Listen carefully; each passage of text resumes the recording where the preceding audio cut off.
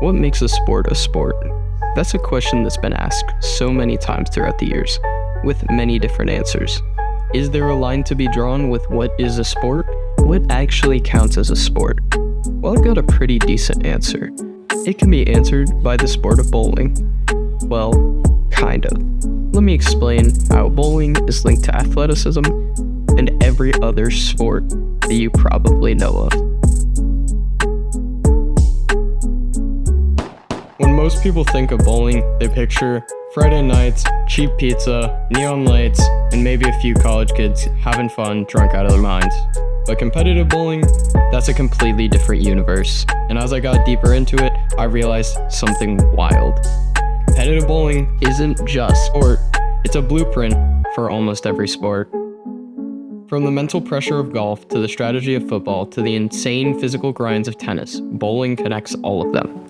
Today, I'm going to be breaking down how bowling mirrors the most intense parts of elite athletics and what it teaches us and what it can teach you about how to become a better athlete no matter the sport. This is how competitive bowling mirrors all other sports. Let's start with the one thing that separates good from the great in every sport, your mental game. Bowling is a silent sport. There's no crowd noise, no opponent in your face, no chaos. Sounds really easy until you realize there's nothing to blame when you fail. No defender, no referee, just you, the lane, and your own head. It's only offense. That pressure? It's identical to what golfers feel on the 18th green. You've got one shot to win, everything's quiet, and you have to execute. It's like being a closer in baseball. Top of the ninth, bases loaded, 2 outs. One mistake, game over. I remember the first time I had to throw a shot to win a tournament. I'd thrown the exact same shot thousands of times in practice, but my hands were shaking. I wasn't tired, I was overthinking, and that's where the real game is. Now, let's talk about mechanics. Bowling is purely form. From the first step to the moment you release the ball, every single thing matters. It's no different from a pitcher winding up, or a basketball player at the free throw line, or an archer at full draw. It's all about repeatability. The exact same motion again and again and again. In bowling, one misstep in your footwork, one tiny wrist rotation too far, your ball misses the pocket entirely. And that's why pros obsess over their motion. From every inch of posture, spine tilt, arm swing, they break it down like martial artists studying their form. I once had a coach tell me, a perfect shot with bad mechanics is luck. A good shot with great mechanics is destiny. And that's what stuck with me. It's why elite athletes across all sports drill the basics. Not because they're flashy, but because they work. Here's where bowling really surprises people. It's deeply strategic. Most bowling is just aim, throw, strike. But the reality is the lane is alive. The oil pattern is always changing. Your ball reacts differently as the friction builds. By the 5th frame, the lane you started on, it's a completely different game. It's like a quarterback reading a changing defense, or a hockey player seeing the zone collapse and pivoting. In tournaments, I've had to switch balls mid-game, change my angle, change speed, move zones. Sometimes it works, sometimes it doesn't. But you have to make real-time decisions, just like in any other sport with changing conditions. Even esports, players are constantly adjusting their strategy based on what their opponents do. That's what bowling is. It's not repetition, it's adaptation. Every shot is new data to analyze. Now let's kill a myth, a big one.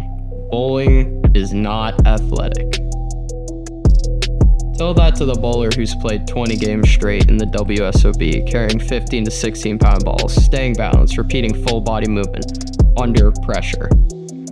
I've come home from events physically drained. Sore back, blisters, tight shoulders.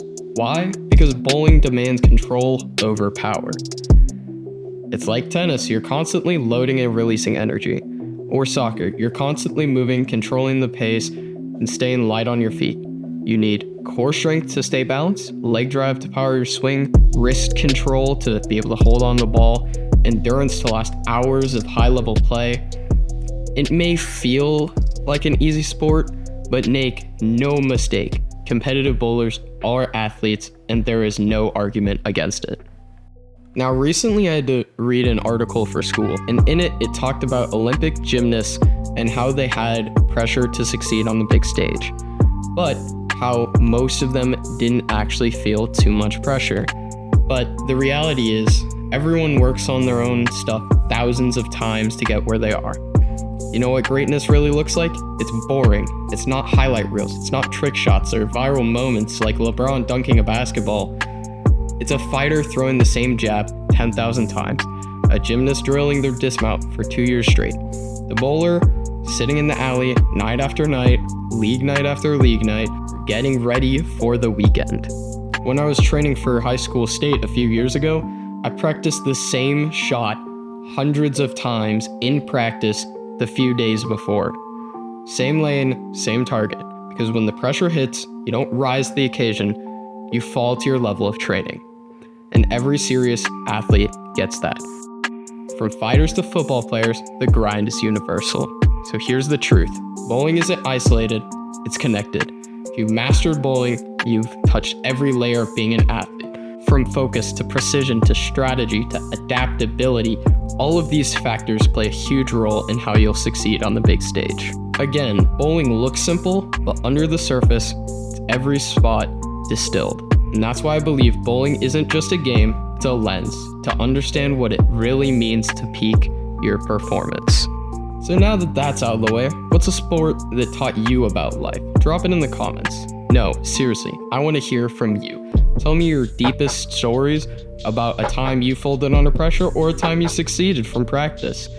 And if this opened your eyes to bowling or made you rethink your own sport, hit that subscribe button.